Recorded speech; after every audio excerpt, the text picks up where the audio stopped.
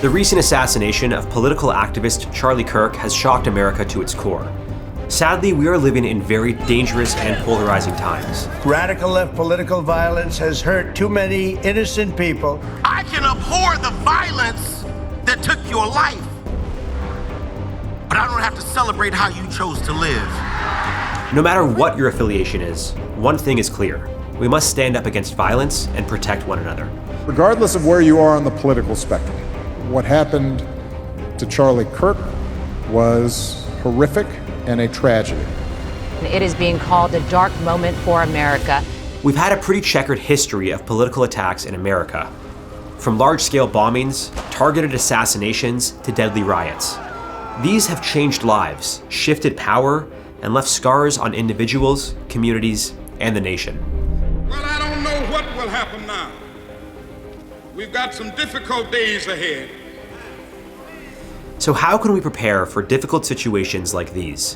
When gunfire breaks out in a crowd, what's the first thing you should do? From JFK to Trump, why do assassins always seem to exploit the high ground? And what should you do if you're caught in the middle of a bombing? Today, we'll look at a handful of survival scenarios related to some of the most infamous examples of political attacks in US history, so you can be prepared for the worst. First off, we want to begin by honoring victims and families and to recognize and acknowledge the trauma survivors carry. If this episode brings up any difficult feelings, we've listed some resources and hotlines in the description below. Over the years, the United States has suffered from some painful losses from political violence. Civil rights leader Martin Luther King Jr. was silenced while spreading a message of peace and equality. President Abraham Lincoln was assassinated in a theater just days after the Civil War ended. John F. Kennedy's life was cut short by gunfire in Dallas, and his brother Robert met a similar fate only 5 years later. And in more recent times, Charlie Kirk's assassination, the attempted assassinations of President Donald Trump, and the storming of the US Capitol have shown that the threat of political violence is still a very real danger we face today. This is a dark day for our state. It's a tragic day for our nation. And I want to be very clear that this is a political assassination. On September 10th, 2025, at Utah Valley University in the city of Orem, conservative activist and author Charlie Kirk was speaking at an outdoor event with approximately 3,000 people in attendance.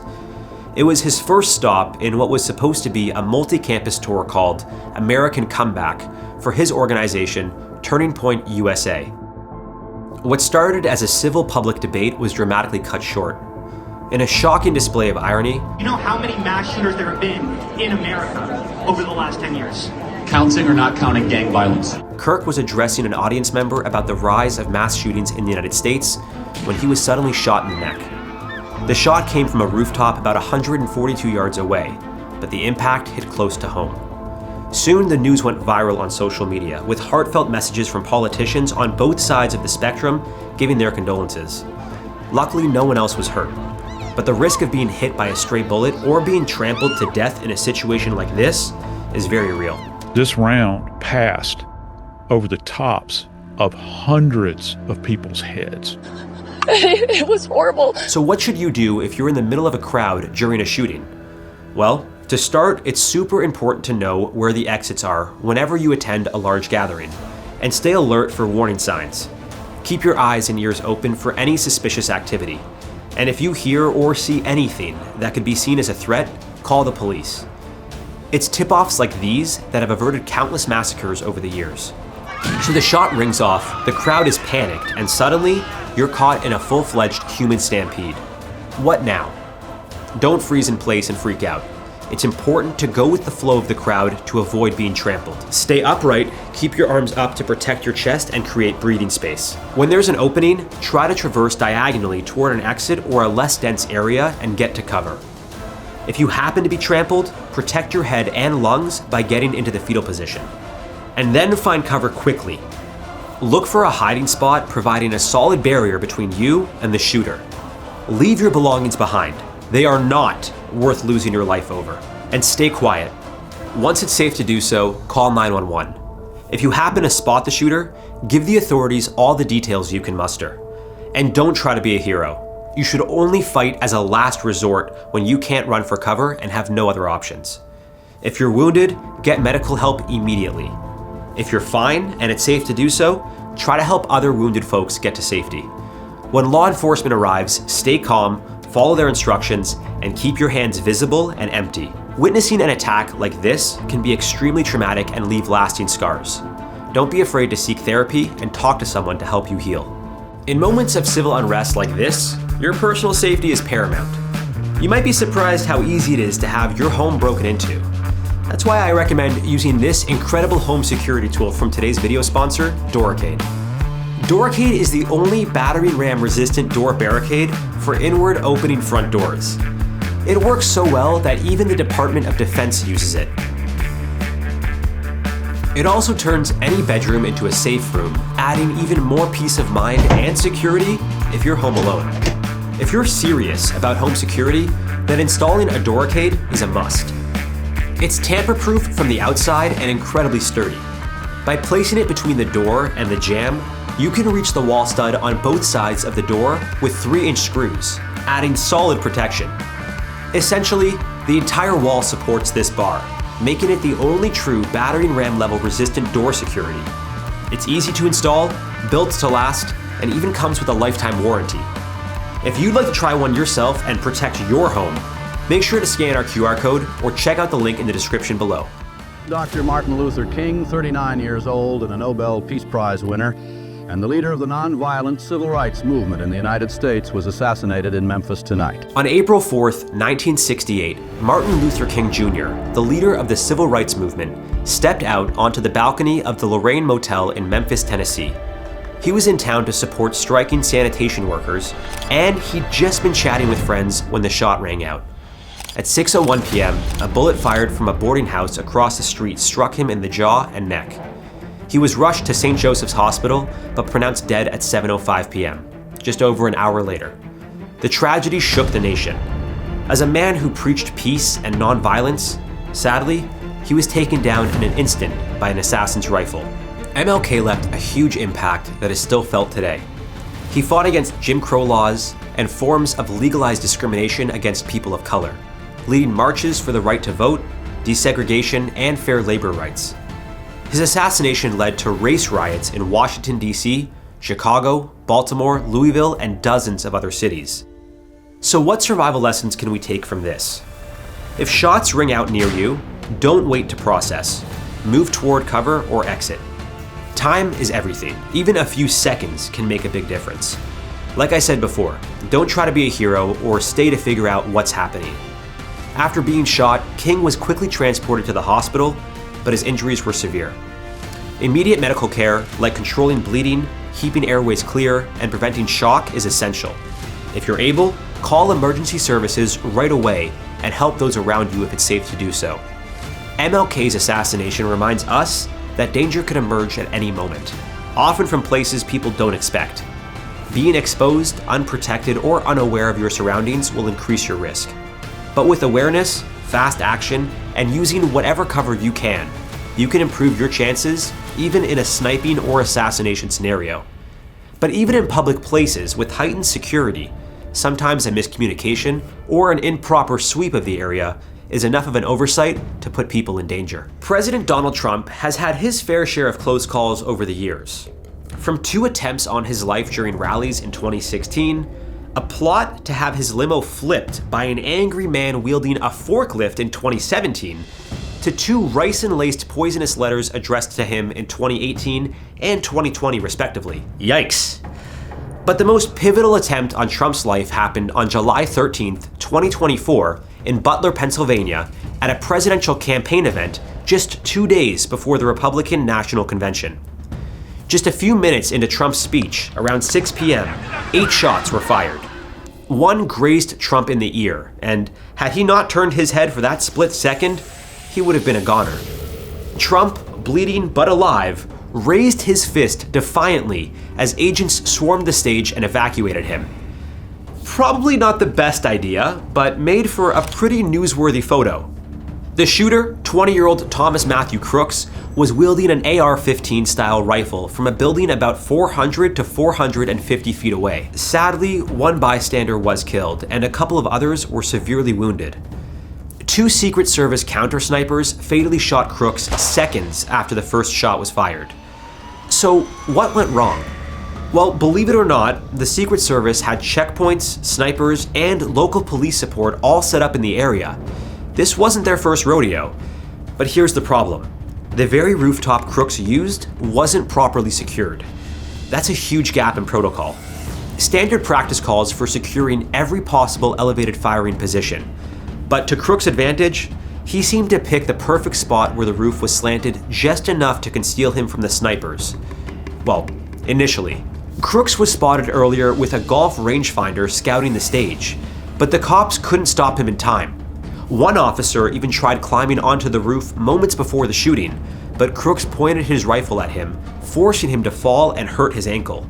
Less than a minute later, the attack began. Oh, and I should probably mention that on September 15th, 2024, just a couple of months after the shooting, a guy was caught hiding in the bushes with a rifle while Trump was golfing. A Secret Service agent shot at him, he fled the scene, and was later caught and indicted on several charges. I guess Trump's as lucky as his golf games.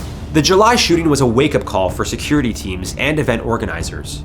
Every rooftop, every balcony, every window with a line of sight has to be treated as a threat. It's the same debate we've had since John F. Kennedy's assassination. Never overlook the high ground. On November 22nd, 1963, President Kennedy rode through Dallas in an open-top limousine, waving to cheering crowds. Then came the shots that changed history. It's believed that Lee Harvey Oswald fired from the 6th floor of the Texas School Book Depository, killing Kennedy instantly. People have analyzed the footage to death, and some think the shot came from the grassy knoll based on the direction JFK collapsed after being shot. Others think it was an inside job, with more than one gunman present. I can't say for sure myself, but let me know what you guys think in the comments.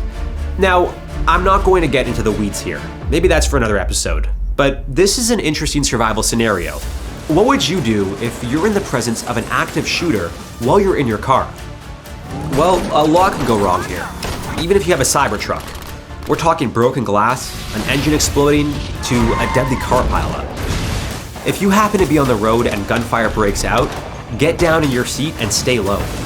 Most windshields are angled and made of laminate glass, making them surprisingly resilient even to bullets. But the side windows are typically made of easily breakable tempered glass, putting you at a far greater risk. Your car door can provide a good barrier for cover. Try to exit the kill zone quickly, stay low, find better cover, and call for help. And look both ways before exiting the scene. It's not just the shooter you need to worry about, but other panicked drivers. And if you stay put for too long and a bullet hits a gas tank, you could go up in flames. Speaking of explosions, what should you do in the case of a bomb threat? Well, in 1995, the city of Oklahoma was put to the test in a tragic turn of events.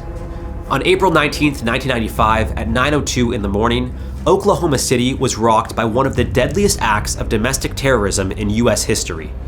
A Ryder rental truck packed with over 4,800 pounds of explosives detonated outside the Alfred P. Murrah Federal Building. The blast ripped through the 9-story structure, collapsing nearly a third of it in seconds. 169 people were killed, including 19 children in a daycare on the second floor. More than 600 others were injured. This wasn't just an explosion. It was an earthquake of fire, glass, and steel. People miles away felt the shockwave. Cars burst into flames, windows shattered across 16 city blocks. For many, survival came down to pure instinct. Investigations concluded that an ex-Army soldier and security guard, Timothy McVeigh, was responsible. His motive? Well, it's hard to say for sure, but the prevailing theory is that he was pissed off about the Waco massacre that happened 2 years prior. So, how do you survive a disaster like this? First, distance is everything. The further you are from an explosion, the safer you'll be. Blast waves expand outward in all directions, and pressure drops quickly with distance. If something feels off, like an unattended truck or package in a crowded area, trust your gut and move away quickly. and call 911 ASAP. Make sure to shield yourself. Concrete walls, heavy pillars, and even stairwells can absorb force and shield you from flying debris. In Oklahoma, some survivors on lower floors lived because office desks and reinforced walls protected them from falling rubble. Get low. Shockwaves can blow out windows and send glass flying at deadly speeds. Drop to the floor, cover your head and neck, and keep your mouth open to protect your lungs. I know it sounds weird, but this actually helps reduce internal injuries from pressure changes. And this tip is super important. Expect a chain reaction. Bombings often come with secondary explosions or collapsing structures. In Oklahoma, survivors described the horror of trying to escape as ceilings fell, sprinklers rained water, and dust choked the air. Once you're mobile, evacuate quickly but cautiously. Don't just run blindly. Falling debris or weakened staircases can kill you just as easily as the initial blast. Finally, aftercare matters. Blast survivors often suffer burns, puncture wounds, and inhalation injuries. If you're safe and able, try to help others nearby. Apply pressure to bleeding wounds and guide others to safety. And once you're out, stay out. Re-entering unstable buildings is one of the most dangerous mistakes you can make. The Oklahoma City bombing left scars that will never fully heal. But the lessons it taught are clear. Distance, barriers, and quick evacuation can make the difference between life and death when the unthinkable happens. But sometimes a riled up crowd can be just as dangerous. On January 6, 2021, one of the craziest and most contested political attacks happened that shook the nation. A crowd of thousands stormed the US Capitol building, wielding everything from guns, knives, baseball bats, and chemical sprays. The scenes were chaotic. Broken windows, smashed doors, mobs flooding into the halls of Congress. Politicians and staff scrambled for safety. Some barricaded themselves in offices, others hid under desks, and law enforcement was quickly overwhelmed. By the end of the day, 5 people were dead, hundreds were injured, and the image of America's democracy was shaken. It's not protest, it's insurrection. For those trapped inside, it wasn't just a political event. It was a fight for survival. So what can we learn from this kind of chaos? How can you protect yourself in the middle of an angry mob? First off, and this is pretty obvious, leave the area. In crowd violence, hesitation is dangerous. If you see tensions rising or the crowd getting hostile, get out of there before things get out of hand. Once a mob gains momentum, escape routes can vanish quickly. Second, avoid bottlenecks. Doorways, stairwells, and hallways can quickly become crush zones where people get trampled. If the main exits are blocked, look for alternative routes. Side doors, service corridors, even windows if it's safe. Third, protect your breathing space. In a stampede, the danger isn't just falling, it's being crushed so tightly you can't inhale. Like we mentioned before, keep your arms up in front of your chest to create a pocket of space. Make sure to stay low and out of sight. If you can't get out, hide. Lock or barricade doors, turn off lights, silence your phone, and stay quiet. In the Capitol, staffers survived by sheltering behind locked office doors while rioters stormed past. Also, blend in if necessary. In hostile mobs, being targeted can be fatal. Ditch obvious political clothing or signs. Keep a low profile, don't argue, and don't draw attention to yourself. Your goal is survival, not debate. Finally, after the riot, stay cautious. Law enforcement may treat everyone in the area as a threat until things are sorted out. Keep your hands visible, follow commands, and don't make any sudden movements, unless you're trying to get shot. The Capitol riot was a stark reminder that violence can erupt anywhere, even in places we think are untouchable. For ordinary people, the lessons are clear. Watch the warning signs, move early, protect your breathing space, and know when to hide. Because in the chaos of a mob, survival depends on thinking 2 steps ahead. These moments prove just how quickly violence can erupt. Never underestimate the danger of complacency. Whether it's a lone gunman, a bomb, or a mob, quick decisions and a clear head can make the difference between life and death. But beyond personal survival, there's a bigger message here. Political violence doesn't just target leaders. It tears at the fabric of democracy itself. It hurts families, communities, and our nation's sense of trust. The best way to honor the victims is not only to prepare ourselves, but to stand together against violence in all its forms. Because at the end of the day, survival isn't just about getting out alive. It's about building a world where these attacks don't happen in the first place. With growing tensions between the left and the right, hopefully, we won't have to deal with another civil war. In our episode AI Predicts an American Civil War, we ran a simulation to see how this scenario would play out. And well, it's not pretty. Stay safe out there, guys. We'll see you next time on another episode of How to Survive.